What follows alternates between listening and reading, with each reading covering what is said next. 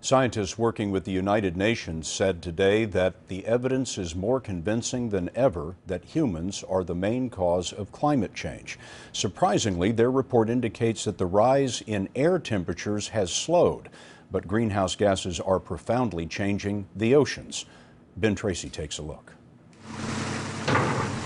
This company near San Diego raises oysters.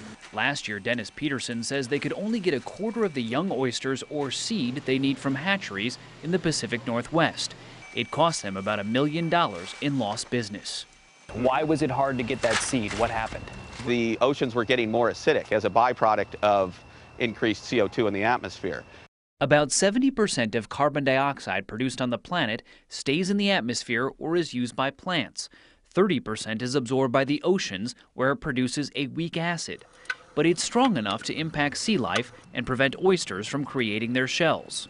Carbon emissions also trap heat. Today's report shows oceans have absorbed 90% of that heat, raising ocean temperatures by half a degree. Had all that heat gone into the atmosphere, air temperatures could have risen by more than 200 degrees. The ocean is really the heavyweight in the system. It is where most of the heat goes.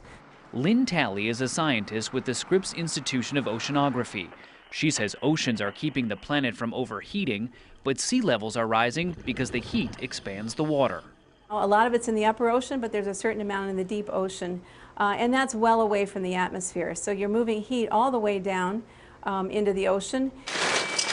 Dennis Peterson worries about what that means for his oysters.